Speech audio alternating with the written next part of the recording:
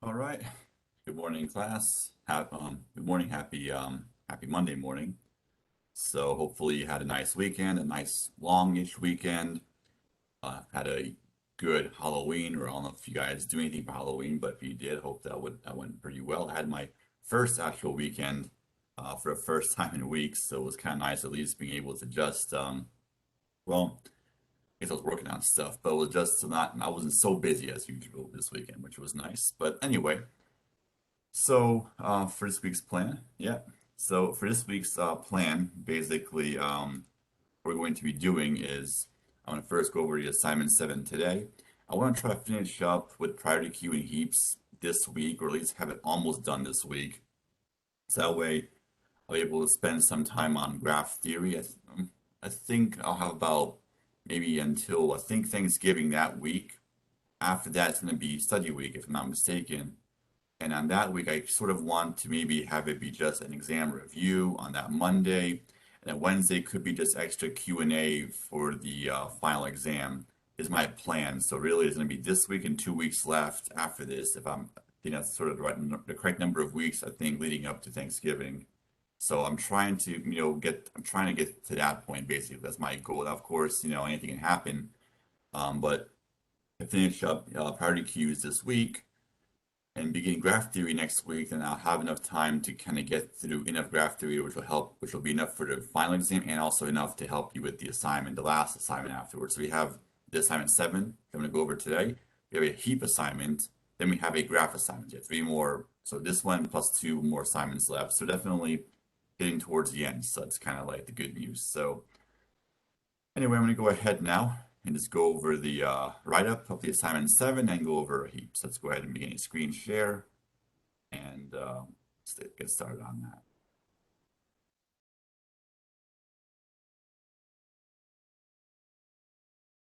There's our assignment 7. I couldn't think of a picture to use, so I guess I went with the old jack-o'-lantern because I wrote this on Halloween, so I guess it only made sense to have that. So this program basically is going to be sort of grouping words together that are anagrams. Anagrams are words that if you rearrange the letters, so for example, like there's a few in this set over here, eat, tea, and eight are all anagrams of each other because they're using the same 3 letters, and you move the letters around, and you can form these 3 different words. Then tan and nat are also anagrams of each other, and I guess bat is own anagram. It's not anagram, it's Bethany's word. So bat is his own kind of group. So in this program, you want to basically group words together that are anagrams of each other.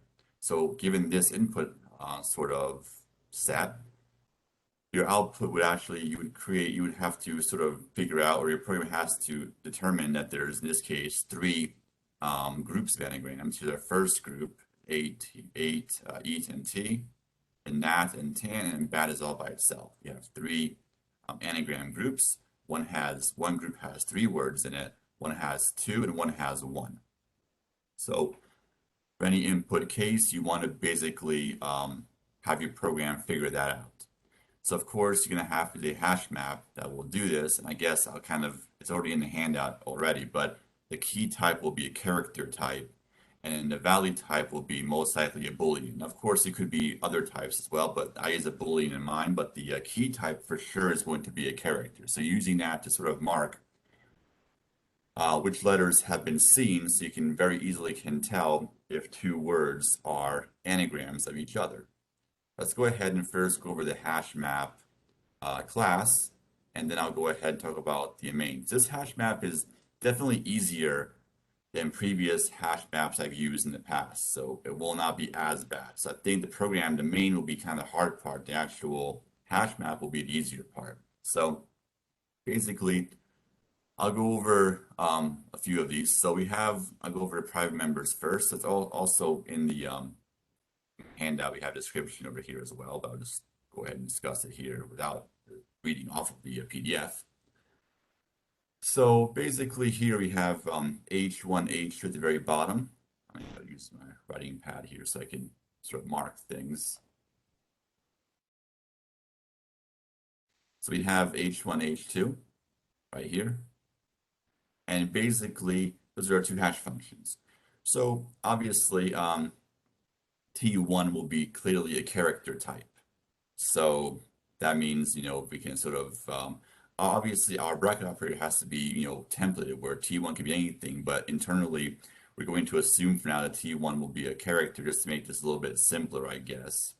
We're kind of tailor making this work for character types. So two hash functions are given to us in the description. They're very simple hash functions. Here somewhere. Yeah, here they are. These are two hash functions right there.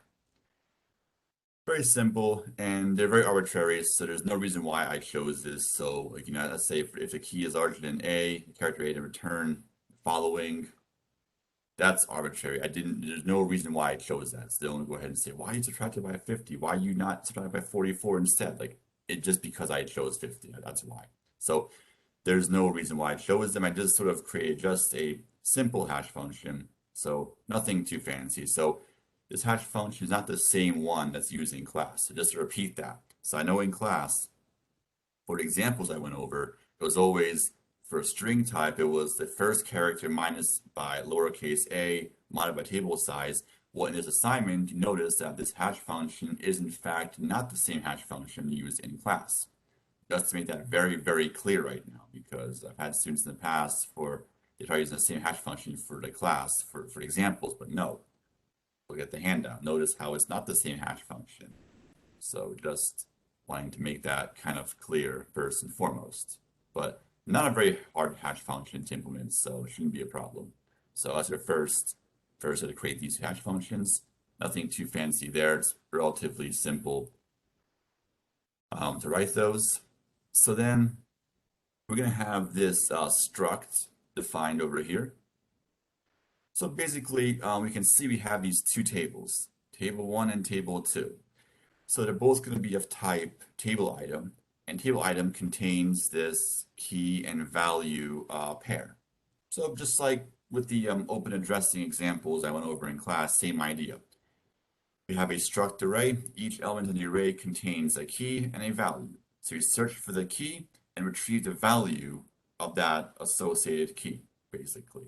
So there's table 1, table 2. You're going to have two hash tables in this case, which is not going to make the problem that much harder, but we have two hash tables instead.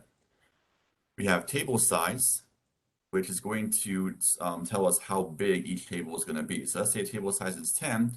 That means table 1 will have 10 elements, and table 2 will also have 10 elements. And items will tell you how many elements you stored so far in this entire structure. So every time you insert something new into your hash table, increment that item's counter by 1. So it's on to more stuff. And I'll go over resize function later on. But I'll first go over the public members in our class. So we first have our default constructor right there. Well, this constructor is pretty simple. It's going to set the items to 0, table size to 10, allocates 10 elements to both table 1 and table 2. And then also what you're going to do is you're going to assign. So after you allocate the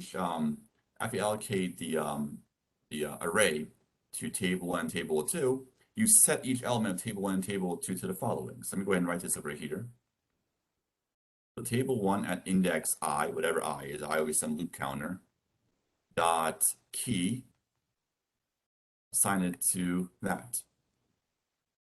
So it's going to set, so T1, this is going to be some default types. I'll put some notes here. It's going to be the, some kind of default sort of value, default value. So if T1 is a character type, it'll assign some empty character to the key position. If T1 was a string, it would assign a default, it would assign some empty string to T1 key. If T1 was integer, it would assign a 0 to the key. So that it's just some default value. And the same thing, you do the same thing for the other entry. So table 1I dot value, assign it to be just T2. Then do the same thing for table 2I dot key and table 2I dot value. same idea. It will assign default values to each element in your structure. So that T1, and also for this, is also going to be a default of that T2 type, whatever T2 is. So if T2 is Boolean type, that's going to basically retrieve a false, assign false value. If T2 is integer type, that would assign 0 to the value, and so forth. It assigns whatever that default type is, or whatever T2 is. T2 could be any type, right? So it assigns some default there. So your constructor sets items to 0, table size to 10, allocates it to arrays, and has a loop that will set each entry like that. Nothing too fancy there. And now for your copy constructor, well, it's a deep copy of your arrays, which I cannot imagine as being hard because it's just a ordinary array deep copy because you have table 1 and table 2. So you have this table 1, this table 2, then you have that copy objects table 1 and table 2. Assignment operator. Same idea, just a simple deep copy of an array, of two arrays, sorry. Can't imagine that being anything challenging for 302. Then we have our destructor. We allocate table 1, table 2, just like how you allocate any array. Cannot be an issue. Here is going to be possibly the issue will be this function, operator bracket. But of course, I made this hash map a little bit simpler, so it shouldn't be too complicated to write this operator bracket. Let's go to the actual description of this function, and let's go ahead and sort of try to understand what's happening here.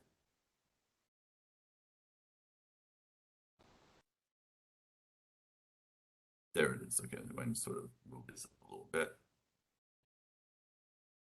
There's our function. So basically, all you have to do is follow these steps. So step 1, right there, just call h1, h2 on this key that's passed into this function. So key is going to be that character that's going to, when you call it in main, remember you had the bracket operator. So basically, it's the same idea as unordered map. You have this bracket operator, and some character will be passed into it. So a key, that parameter key is going to be that parameter, that character that you're passing into this bracket operator. So you first call h1, h2, and store their indices in the x and y.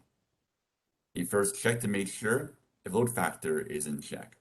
So all you have to do is take the ratio of items over table size. Make sure you're aware of items is integer and table size is also integer. So if I divide this, it'll give me actually not 0.5, but 0. So make sure you do some type check or some typecasting over here to make sure that when you use division, you get a decimal result, not integer results. So check it. If it's 0.5 or larger, you call a resize function.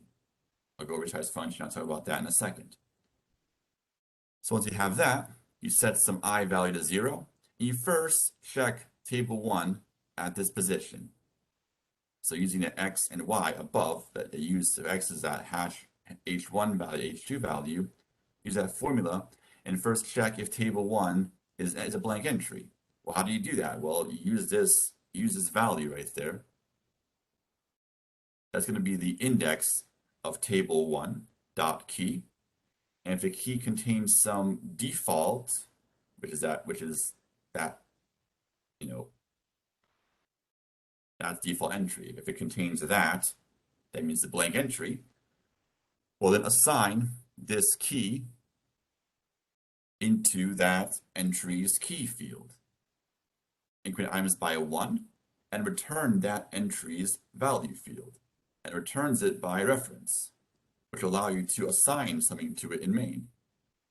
You can retrieve it or you can assign. You have the option to do both because returning the reference, which will let you do either or. Now, let's say it's not a blank entry. Well, then this entry could have a matching key. So whatever that entry, table 1 at that index dot key, if it matches that parameter key, return a value field. That means you found the existing key. If you have a collision, so let's say that entry is not blank and it's not a match, we'll try table 2 using the formula described right there for you. And check. If that is a blank entry, make the entry there, increment items by 1, return the value field. If that's not a blank entry, but that table 2 at that index matches our key, return a value field. If again, it's a collision, you have to basically have I plus equal X or I plus equal Y. And you're going to alternate this, essentially. So the first time you run this, the first iteration of this is going to be all one, loop, basically, from step 4 to step 8. So basically, every other time you'll first do this, next time you're going to do this. And you're going to alternate between those two. And use that I to remap somewhere else. So it's kind of a modified version of double hashing, basically. So that's really how this bracket operator works. Nothing too shocking. So it's not involving array of linked lists or anything like that. I also got the resize function. Resize function is not anything too bad. All you have to do is create a bigger table for table 1, table 2, a larger table, but store the previous one. So table 1 was pointing to the existing array, right? Well, maybe you want to store that address to a different pointer, maybe. 2 different pointers. Allocate a bigger array to table 1, table 2, and just simply remap everything from your smaller tables into your bigger one. So you can actually copy and paste your bracket operator right there, or you can actually, using the star this, which I'll give you a hint, you could say star this equals, which is going to call the bracket operator and map something into table 1 or table 2. So you can, actually I have to put a parentheses around this, sorry. You actually can reuse, or you can copy and paste the bracket operator if you want. But you have to remap everything from your old table. So table 1, table 2, you have to first store those addresses into a different pointer, allocate a bigger array to table 1, table 2, and just simply one by one remap everything from that smaller table to a bigger table.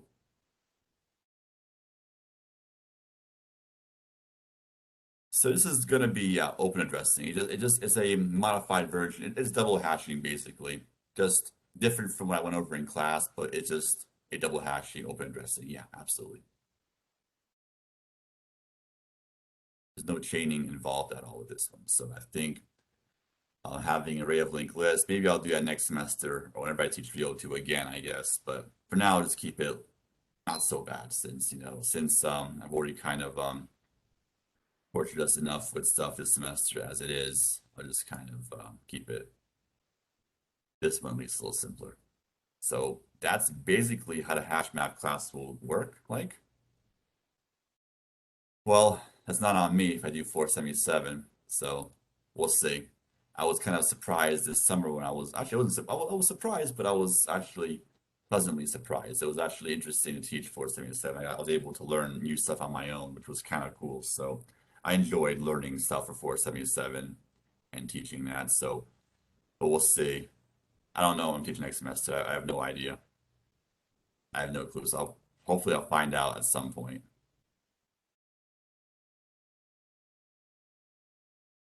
So anyway, so that's the hash map class. So let's go ahead and now talk about main for a second. So I guess you can read through this on your own, but I'm going to go ahead and just kind of talk about this instead. So the idea for this program is in this program, you're going to be given an input file. Let me go ahead and actually open this up and just let's go ahead and open up words.txt. So I guess I'll go with this example. So it's a simple one, but it's really, other examples aren't going to be much difficult, just larger, but same idea. So you first want to store this into a vector. Now, I guess you don't have to even do this, but I just sort of one by one read of each string one by one and stored into a vector of strings. That's the first thing I did, which was relatively simple. Then when I had that, here's what I actually ended up doing. So what I did was I created a two-dimensional vector of, so I created basically this structure right here and this structure right here. You don't have to do it this way, but this is what I did essentially. So pretty much what I did was I wanted to have sort of a two-dimensional vector that has all these strings stored in every single group. So I know which words are anagrams of each other. So here's how I did this. Originally, I would create the following. So I first had just my array of strings, just to read them from a file. But each of these is going to be really, this anagram is a two-dimensional vector, essentially. So what happened was each anagram set in this case is going to be a two-dimensional vector, but they all contain just one column, each one so far, just the one word by itself. And then I had sort of an array. So for each sort of anagram set, I have its own individual hash map. So I knew which letters were used in that set. So in this case over here, this sets the first anagram list. So letters use 0E contains true. Letters use 0A contains true. Letters use 0T contains true. So this first index just basically accesses one of the elements in this structure. Second index, second bracket, was using that bracket operator for my hash map class. So I want to store an array of hash map objects. So that way I can sort of know, so for the anagram 0, I know E, A, and T are the letters that are used. For anagrams 1, or so letters, once anagrams 1, the letters were T, E, and A. T was used. So I kind of mark which letters are used for that set. Then I have a loop that basically tries to compare. So I first compare eat with T. So I know that T has T, E, and A in it. I first look at the first letter, E. I go to index letters used 1 because I'm trying to compare if E belongs in the same set with T. So what I would do is I would check and see, well, E contains a true, so T and E have the same letter in common so far. So far, so good. The next letter now, look at A next. I check, so anagrams index 1, A contains a true as well. So, okay, so that means that letter is also in that second anagrams list. So far, you can't really disprove it not anagrams. They might be anagrams. You don't know for sure just yet, but they might be. The next letter in eat contains T, and then letters used in X1, T contains true, so that means, okay, all three letters match, which means that eat and T are definitely anagrams. So I'm going to go ahead and take either, I think I took the word T and just inserted it into my list anagram 0 and removed T from index 1. Now, that inserting requires me to concatenate two lists because anagram 0 is actually a vector. Anagrams 1 is also a vector. So I used the insert functions. So let me go ahead and just sort of write this down over here. I would use something like anagrams 0 dot insert anagram 0 dot begin. Then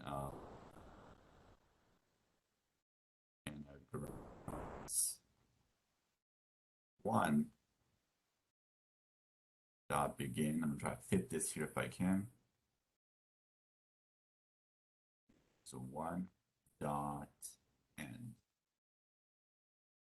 What this does is it concatenates anagrams 1 list into anagram 0. So let's say anagrams 1 contained 2 strings. We take those 2 strings and we just go ahead and concatenate them into anagram 0. Let's say if anagrams 1 contained T and 8, let's say, it would take those 2 strings and we just concatenate them into that first array. So that's what I used to sort of, I think it was insert. Yeah, I believe it was insert. It's a function used. So insert, actually, no, I think it was, oops, my mistake. No, I think I made a mistake. It's supposed to be end over here. My mistake. It's supposed to be end.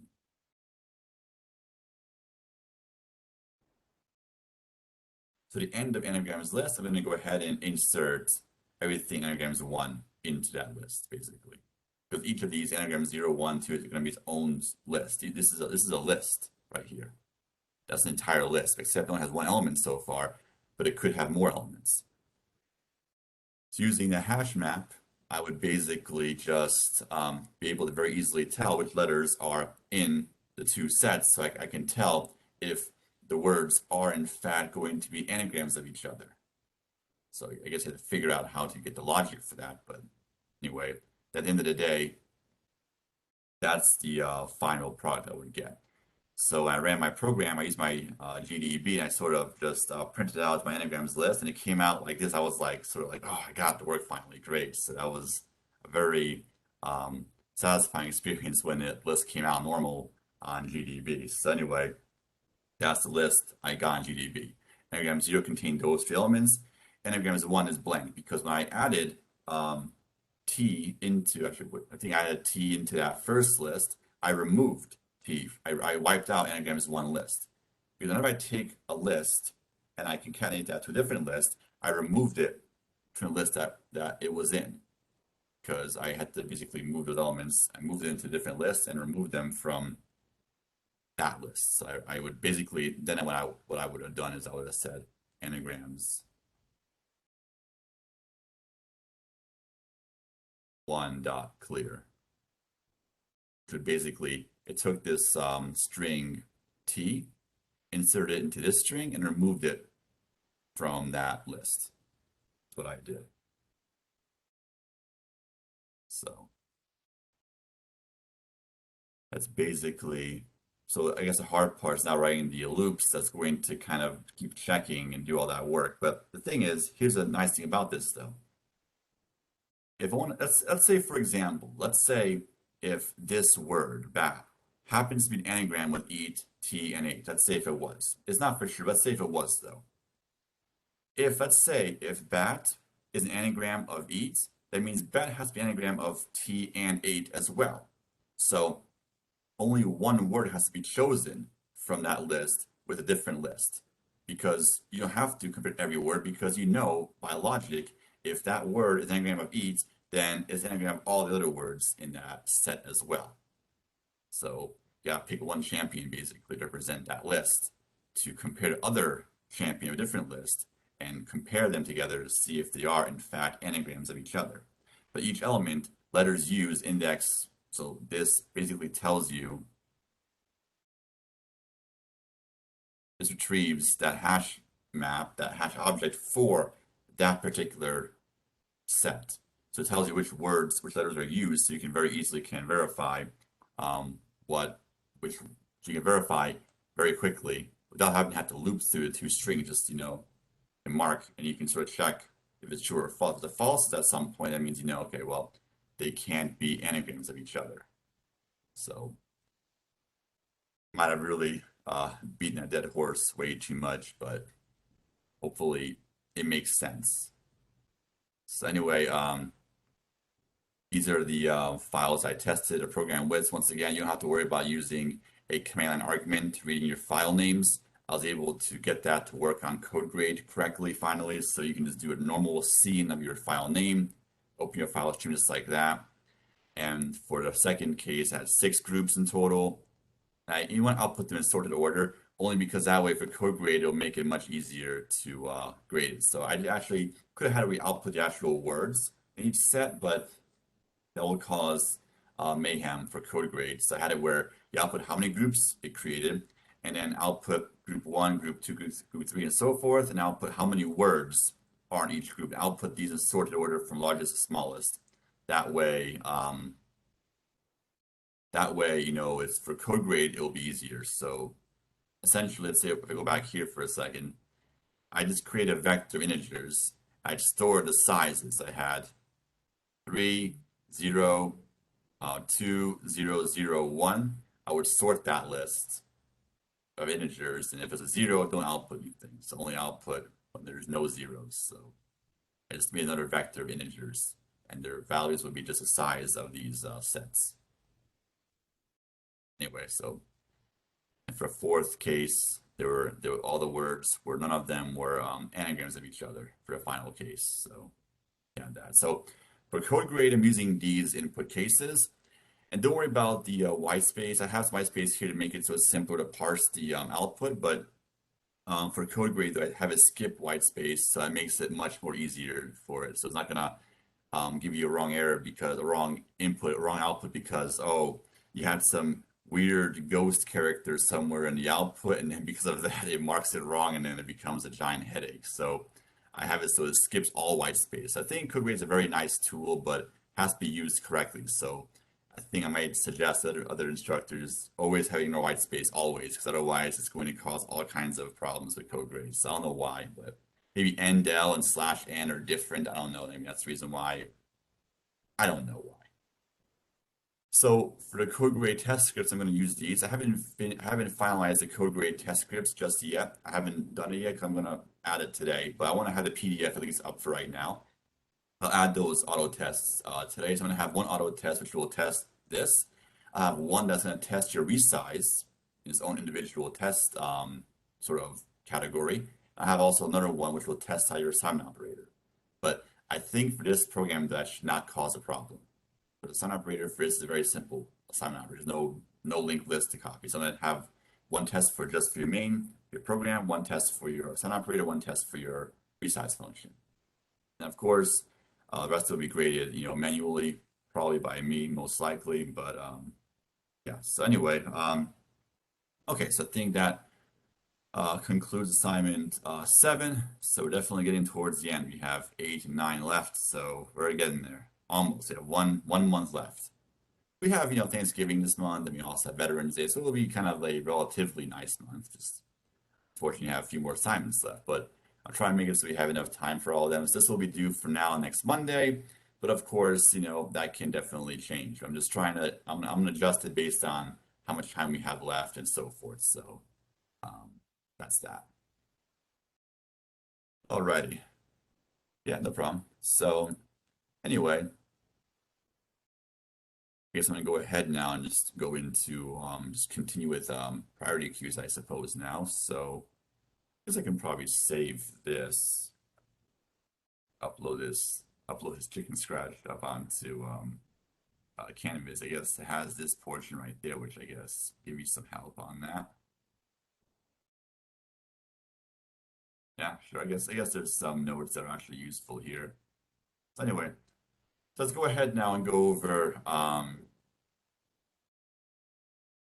priority queues, I guess. So let's change gears for a second to go back to last week's content. So a priority queue could be a min or max heap, just to recap this. And in this case, we use a min heap, where for a min heap structure, all we had to maintain was that the parent has to have a smaller value than both children. Now, you could have duplicates also in a min or max heap, but I guess if that's the case, the parent would have to be smaller or equal to its two children, I guess, if you were to have duplicate entries in your priority queue. But the way it works really is we have our size variable. When we always insert to the back of the line, and then we kind of bubble the element up. So let's go back to an example from earlier. So let's say for this example, I inserted 3. We took 3 and put it to the end of our structure, and then we constantly compared it to the parent. If the parent was larger, we swapped the parent with the child and moved the element up the structure. So you can see over here, I inserted 3 to the back of the array or to the end of our tree, and 3 bubbled all the way up to the very top, up to the root level, like this. So we constantly compared to the parent. The parent was larger, then we swapped the two, and we kept on moving up the tree until either the parent was smaller, which would stop, or when we had a case where we hit the root nodes, we don't have to bubble up any further. So this is the notes from last time, basically. So let's go ahead now and talk about the runtime for insertion, which is the next sort of phase in this in Heap sort of content. So let's go over runtime analysis for insertion. So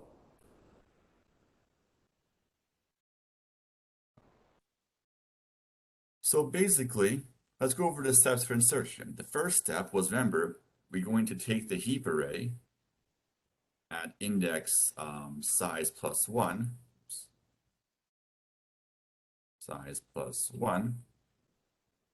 and we assign that item there, whatever item we're trying to insert. And then, of course, we increment size by 1. Then, of course, then we go ahead and call bubble up and pass in the size into bubble up.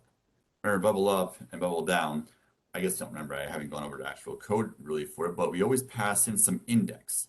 So in this case, I want to bubble up from index size. So bubble up could be a recursive function, or it could be a loop, which basically is going to keep looping and keep updating that index until you finally hit 1, or until the parent is in fact smaller than the child, so we can stop at that point. So it can be done recursively, or it can be done using a loop. So basically, you go through all of this, well, this will be constant runtime to do this because that's one single statement, also constant runtime to increment size by 1. Now for bubbling up, however, so each sort of swap between parent and child takes O of 1 time. However, in the worst case, have to continue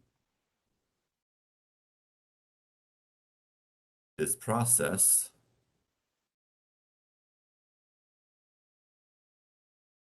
till we reach the root. So we're going to, so bubble up occurs at most the height of the tree amount of times.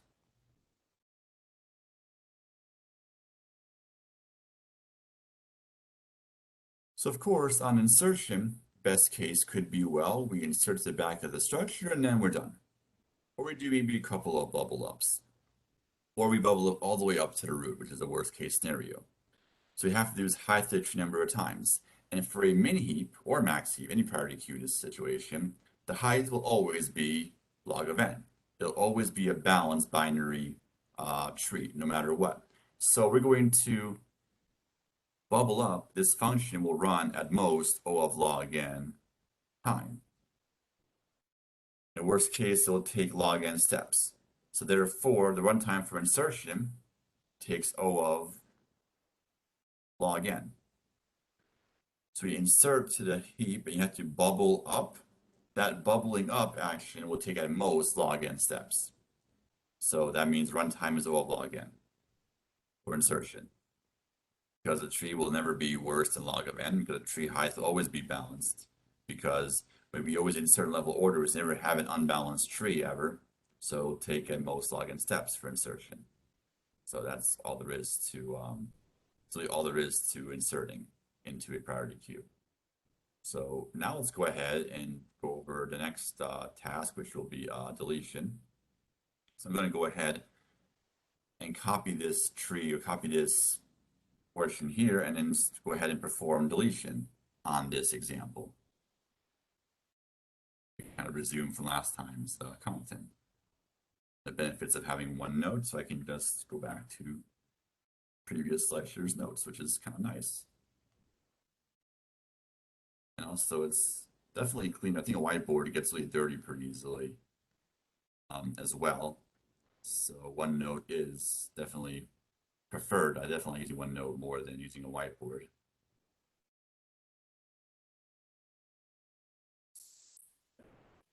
Let's go ahead now and just copy and paste this. So paste it right there. Just put this up right there. So let's go over deletion.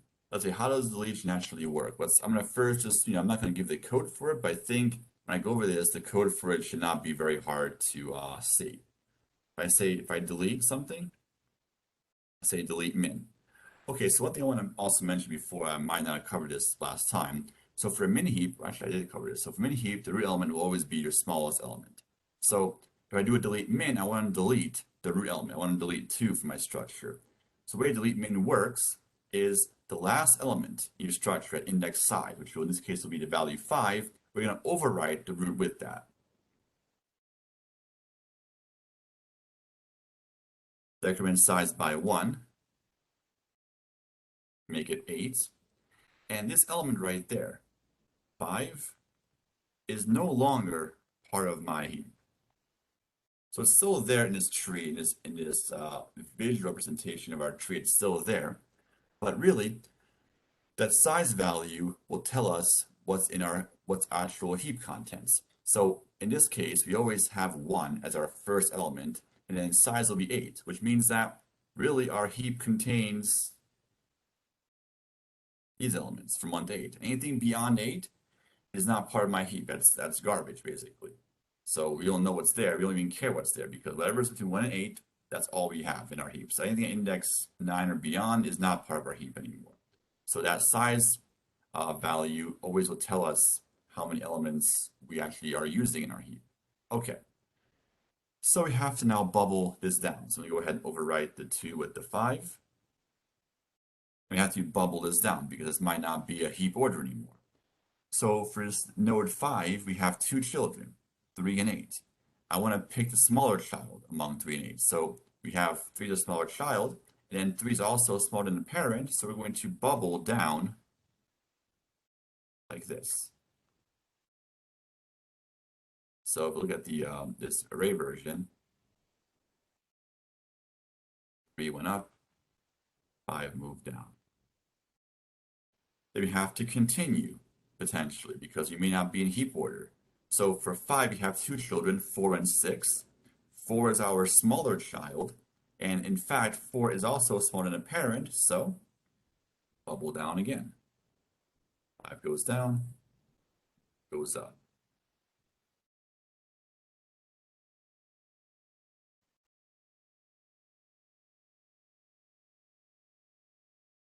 And now we look at this, we only have 1 child now. Now you see, well, there's a 5 right there, but that's not part of my heap anymore. Also, we can look at it in the following way like this. So what's the formula to compute our left and right child indices? Well, we're index 4 right now in our array, because right now we currently moved to index 4. So 4 multiplied by 2 will give us the index of our left child, which will be index 8, which will be that value 7. And the right child is going to be always the index that we're currently on, multiplied by 2 plus 1.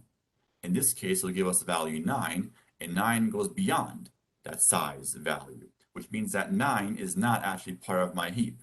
So that means this element, index 4, only has 1 child.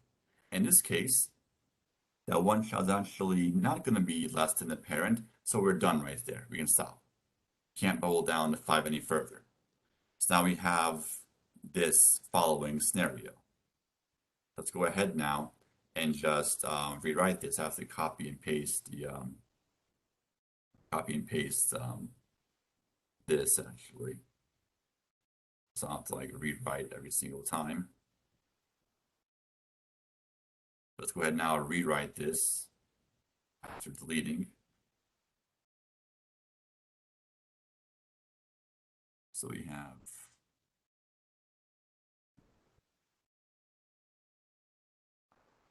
let's do this a little bit. That way it's kind of within the lines. Looks a little better now. So now we can look at our structure. So size, I'm going to go ahead and actually erase all of these right now so I can recopy this again and again, so it'll save me some time. Past it, always will be 9. I just wouldn't copy this again, so I have to like redraw the array every single time. Cool. So now our array looks like this. So we're going to have 3, 4, 8, 4, 8, 5, 6, 10, 11, 6, 10, 11. We have 7. and size will currently be 8. Index 9, we don't care what's there because elements from 1 to 8 is part of our heap. Whatever's index 9, it can be anything. I don't care what's there because it's not part of my heap, essentially. Then the tree version, which is mostly just to help us visualize the structure, it's like this.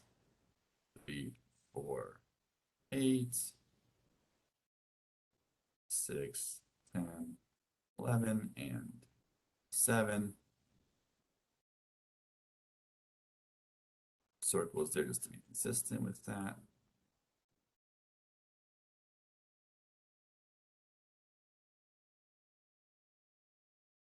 Go. Go.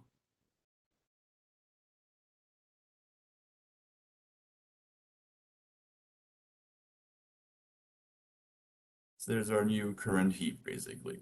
So all we have to do, bubble down, we have to look at both children.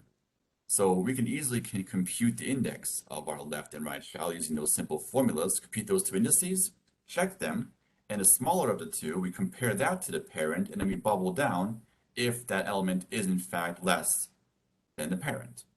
That's how bubbling down works. Let's do a few more deletions just so we can get an idea of how this actually works. So I'm going to now do another delete min again. Just to kind of, you can see how this works. And of course, if you were to code this, you can kind of see how the code would look. It's not too complicated. So again, we take the last element in our structure. So size will always tell us what index is our last element in our structure, which will be 7 in this case. I'm going to take the 7 and overwrite the root with it. Decrement size by 1, which means now this element is now no longer part of our heap. It's still there in this tree, but it's not in our heap because remember, size is now going to be 7. So elements 1 through 7 is part of my heap. Anything beyond index 7 is not my heap anymore. I don't care what's there. That's useless. If I insert, I would actually overwrite index 8 and 9 anyway. So it doesn't really matter what's there because we're going to overwrite. We only look at index 1 really. If I want to retrieve the min, index 1 we look at. Anything after index 1 is part of our heap, but we only really look at index 1 typically when we're trying to retrieve or delete something in our heap. So whatever is index 8 or 9 would get actually overridden if we were to insert into this structure at this point. So anyway, let's bubble down. So I'm going to take the 7, overrides the root, and we compute my two children. So index 1 has left child at index 1 times 2. Right child is going to be index 1 times 2 plus 1. You have 4 and 8 are our two children. And 4 is our smaller child, and 4 is also smaller than our parent, so we're going to bubble down with that element. Going to bubble down. We have our loop. We're going to first do that work, and we're going to update our counter to that index we just bubbled down with, and then from index 2, we're going to continue this process. So now, index 2, it's not a leaf node, so we have to keep on working.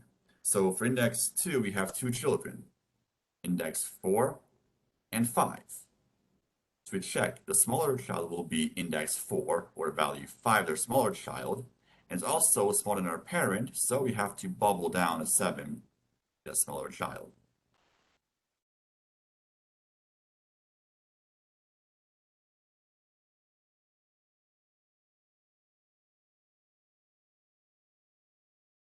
Now we can see here with this tree version, 7 is going to be a leaf node. But how do we look at it in terms of code? Well, let's take a look. So index 4, we're currently on. Multiply it by 2 gives us 8. And 8 is bigger than size. That means this element has to be a leaf node. Because the left child is beyond size, therefore right child has to be beyond size as well, which means that this has to be a leaf. So we can stop. We hit a leaf node. So in terms of code, very simple. If the index of where we currently are on multiplied by 2 is beyond the size, then we know we're at a leaf. So we know we can stop bubbling down. So it's going to be, again, a loop or recursion to keep on sort of moving elements down the tree like this. So now if I were to copy this, we have the following tree. So I'll do maybe one more deletion here, and then we'll go over runtime analysis and over more content, but let's just first sort of redraw this. I'll give you one more deletion. So size now is going to be 7, and our heap looks like this. We have 4, 5, 8, 7, 6, 10, 11, index 8, 9. I don't even care what's there because it doesn't really matter what's there.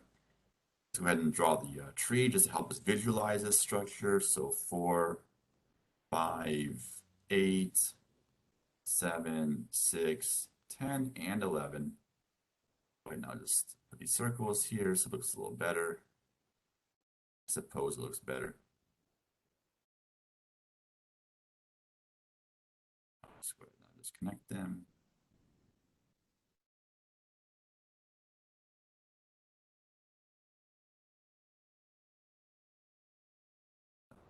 Save that.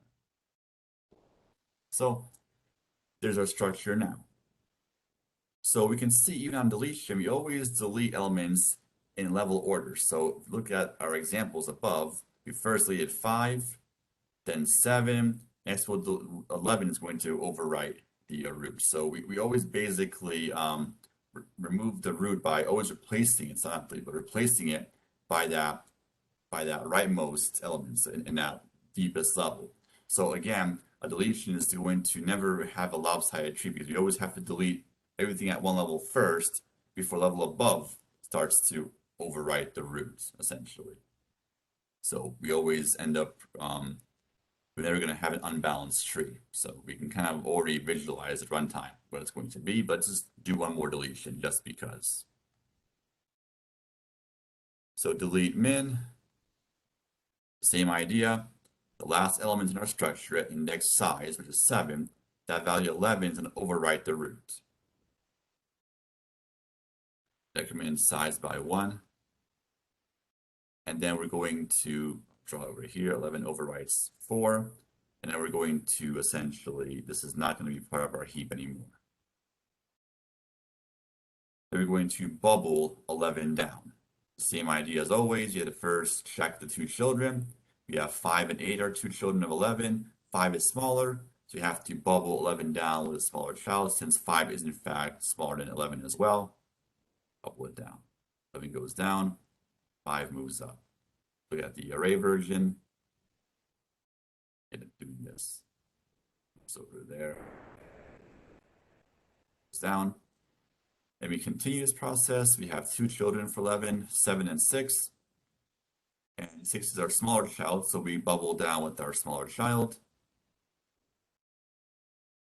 Have 6 over there, 11 right there.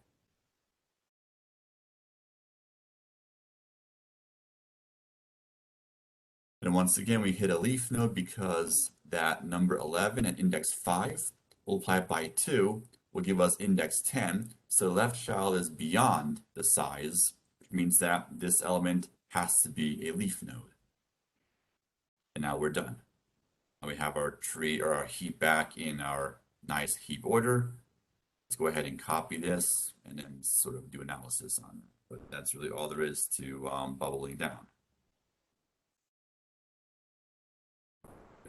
Right over here, have 5, 6, 8, 7, 11, and 10.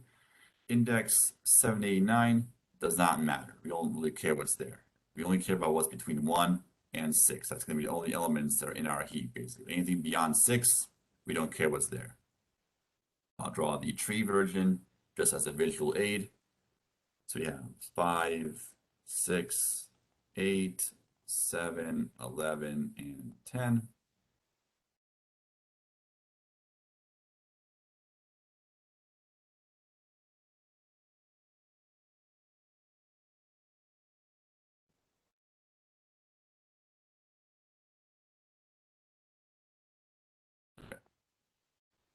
Is our current heap. So all we have to do basically is hit the last element, overwrite the root with it, and bubble it down. That's all there is to it. And of course, we always have to compare it to the smaller child because we want to make sure we have a nice heap order. So if I took the bigger child and bubbled with that, then we had to bubble that with others. It would cause all kinds of problems. You want to always make sure we always pick the smaller child and bubble with that. So that way we guarantee that we will remain in heap order. The parent has to always be less than both children. If the smaller child is bubbled up to the parent, well then it'll also be smaller than the other child, so it will be still in heap order. So bubbling down is a little bit more work because you have to, determine if you have a leaf node. You have to compare two children. The smaller child is compared to the parents, so it's more work bubbling down. Not much harder, but definitely more work than bubbling up. But that's really all there is to deleting. And every single time, what happens is after delete min, the next smallest element becomes a root. So right now, in our structure right there, we have 5 is our smallest. Our next smallest will be 6. So if you do a delete min, then 6 will bubble up to the root. Or not bubble up, but bubbling down from that root will make 6 move up to the root position. So 6 will be now the new smallest element. So it always keeps on taking this next smallest element, and that's going to move up to the root basically after every deletion. So we always maintain this heap order, and the root always will be the smallest element in our structure. Let's go over some runtime analysis of deletion, but not much different from runtime analysis for insertion.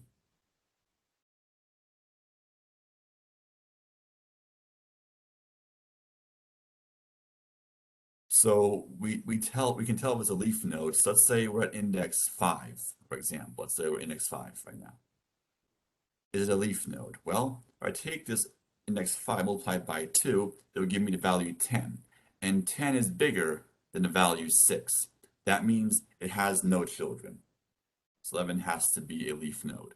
So if that child index is beyond the size value, that means we know that this node has to be a leaf node. So that's how we do it. That's how we then we keep on, once we hit that leaf node, once we know that for sure, then we stop bubbling down at that point. So any leaf node, yes, as long as we hit a leaf node, we can just go ahead and stop. So it doesn't matter which one, just any leaf node will cause bubble down to stop. Yep, you got it. So let's go ahead and go over runtime analysis for this as well. We can go over some other contents. So we're definitely, I think we'll get through min heaps this week, at least for the most part, get through this week. So that way we can sort of go over graph theory next week, which will take more time to cover graph theory. So definitely making pretty decent time, I think. So that's the good news, I guess. So let's go over run time analysis.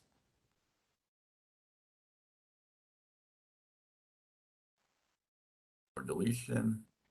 So once again, we're going to first assign heap array index 1 with heap array index size. Then decrement size by 1, and then bubble down function,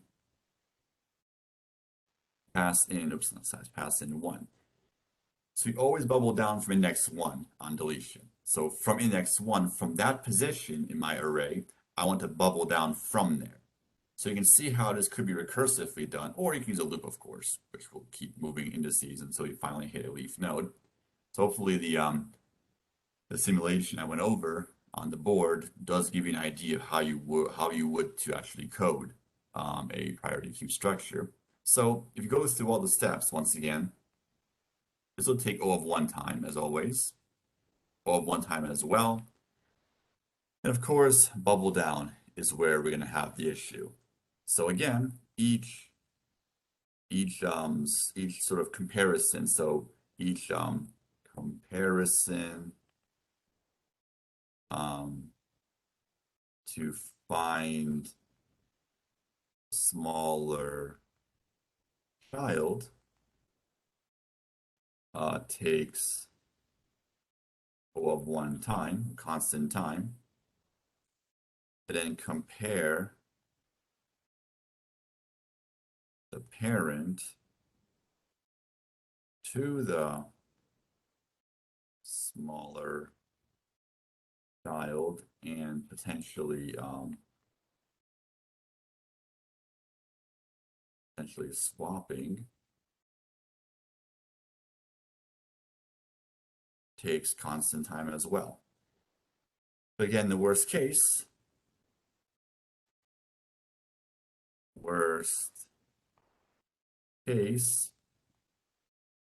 we perform steps, the height of the tree amount of times. Which basically means that, once again, the height of the tree will always be log of n, because it's always going to be balanced, because the way we remove elements and insert, we never ever make an unbalanced tree after every sort of operation. So this means in the worst case, this will take log of n time. So bubbling down, that function, which has a loop or recursion, will do log n number of steps. This will take log n time for bubble down. Therefore, a whole runtime is going to be O of log n. So for heaps, pretty simple. Inserting and deleting both take O of log n time, because bubbling down and bubbling up both take O of log n time. Because in the worst case, you have to bubble all the way up from a leaf to the root. And for deleting, bubbling down, worst case, you bubble down from the root down to a leaf. So that's why. So that's the basics of how we do priority queue min heap. Max heap will be the same thing, except that the parent must be bigger than both children. So we'll cover max heaps probably not tomorrow, but on Wednesday. That's really the runtimes for insertion and deletion for right now. So any questions on any of this right now?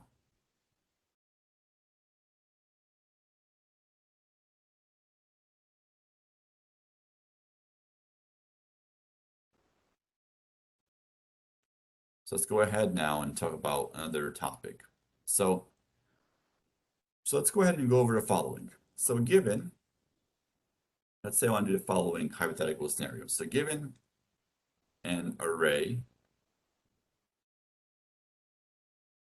of size n, and then I wish, or we wish, to sort of create a binary min or max heap out of this array. So I'm given an array, which might not be in min or, okay, let's go ahead and say I want to create a max heap. Just because, I'll use max heaps. This could be for min or max, but I'll use a max heap for this example. So if I want to make a max heap out of this array, let's say the array is not initially in max heap order. So how do I actually create a max heap out of this array? Well, let's go ahead and just go over to two methods. There's two methods. So here's the first method. The first method is pretty simple. You just allocate another array of size n. Then we're going to just insert each element one by one from the given array into this newly allocated heap array.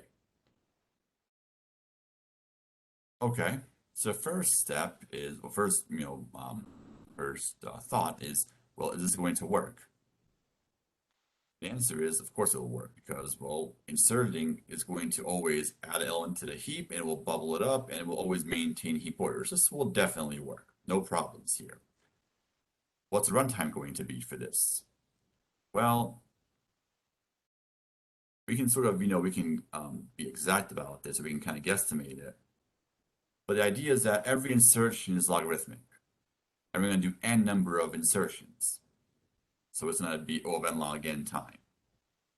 We also could think of it as, well, it'll first take one step and plus log 1, plus log 2, plus log 3, plus log 4. We can also sort of count steps like that, because every time we add an element into our heap and take the log of number of elements, that's how many steps it will take. So we can do that approach, which will also be n log n. So it's n log n runtime, because the average time it takes to do an insertion is going to be logarithmic among the insertions. So it's n log n is a runtime to do this.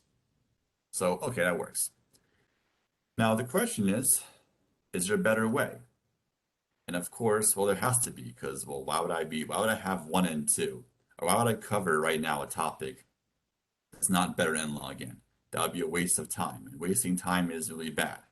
Because especially when we're getting towards the end of the semester, so wasting time is definitely not going to be exactly. So I would not be covering this if this was not a better approach. So here's an interesting topic, and this actually is interesting. I cover this also in algorithms class as well, that sometimes, so here's the deal with this second step, is this is going to be a bit of a lazier approach. And turns out in algorithms sometimes, being lazy actually gives you a faster runtime. I mean, why can't life be like that? Why can't you be lazy and get more stuff done while being lazy? I mean, why? Why do I have to work so hard and have no weekends for so many weeks? Or can I just not do anything and get more stuff done? And the answer is, well, I guess because, we're people, we're not computers, I guess. I don't know. So the thing is, this is a lazier approach. So instead of doing insertion one by one, we can do a lazy approach to do this. So we can apply a lazy approach known as build heap. So this is kind of like an example of amortized analysis, which I don't really go too much in that in fourth semester, at least not my first semester teaching that class. But anyway, a lazy approach we can do. So what if I do the following? I'm gonna have a loop. So for int I equals n minus 1, I greater than 0, I minus minus, I go ahead and I call bubble down from index I. Or other words, this is going to bubble down starting at the leaves and then sort of the leaves up to the root is the idea. So the first step is, will this actually work? So we go ahead and first just demonstrate an example of this, and then we can go ahead and if it does work, let's see, is it runtime better than n log n? Let's go ahead and first get an array. So I'm going to go ahead and just sort of randomly create an array right now. I'm just going to just box over here.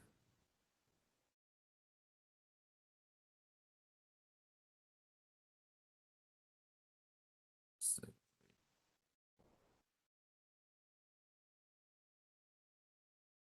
let's have the following array.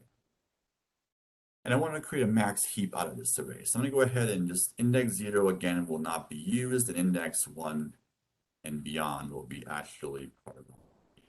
So let's go ahead and just do like this for right now.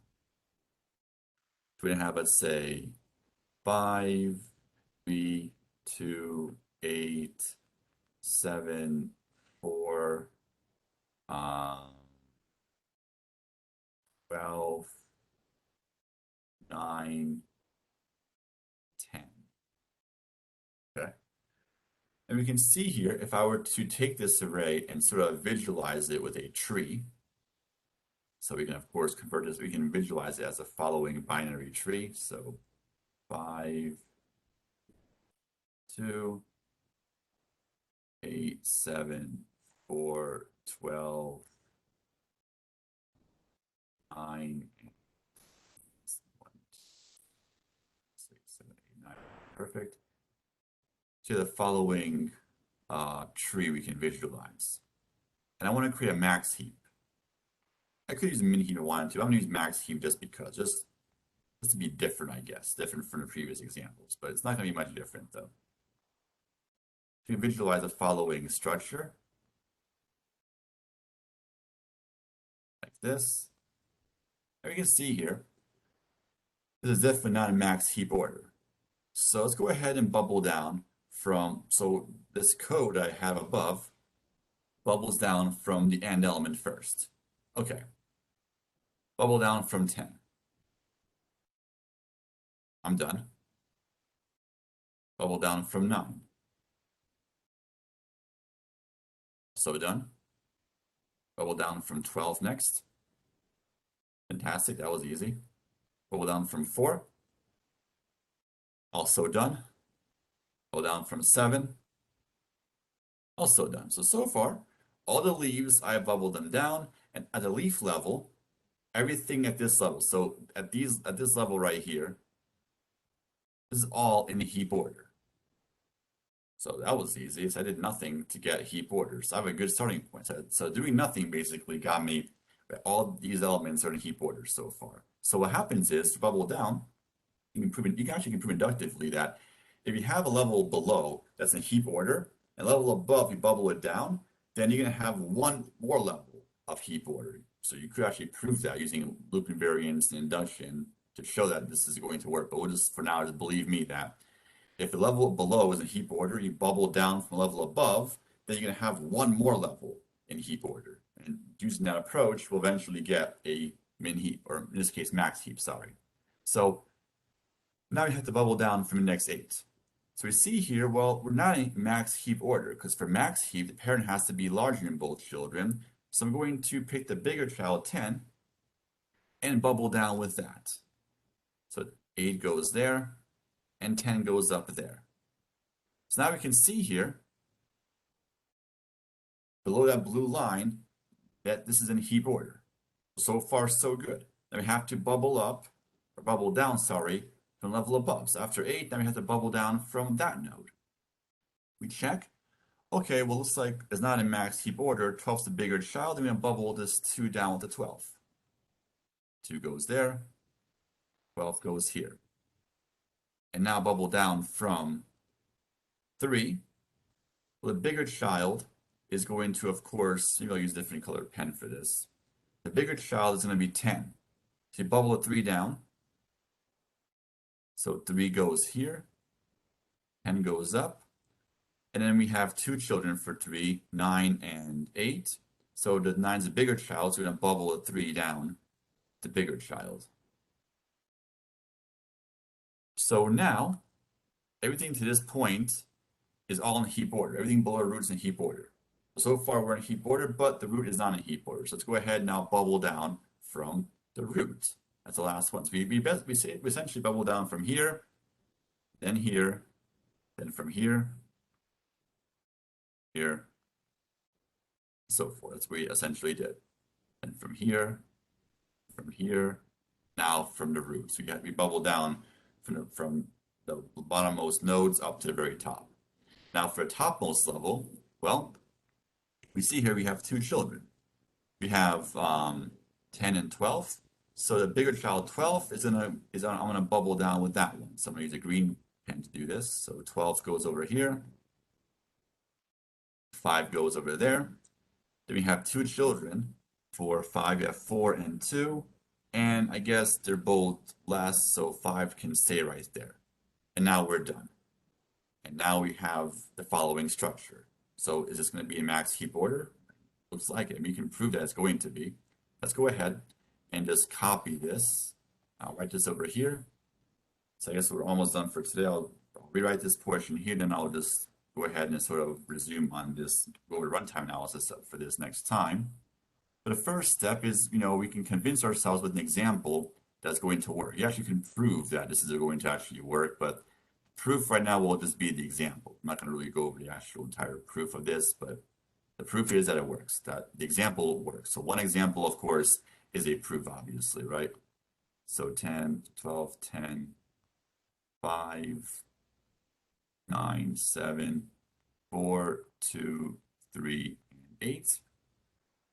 And the tree version looks like this. I think I'm beyond time, but it's okay. So it'll be really quick though. 10, 5, 9, 7, 4, 2, 3, 8. So we can definitely see here that we have a max heap. Every level, the parent is in fact going to be larger than both children. So it worked. So we're going to go over a couple of properties of build heap next time. We'll go over one property is, does a build heap guarantee a sorted list, either sorting in ascending order or descending order? Does it guarantee that? And what's the runtime of doing this lazy approach? So anyway, that's it for today. So I'll continue this more next time. So I guess for now, take care, guys. Stay safe. Thanks for watching, and I'll see you guys on Wednesday.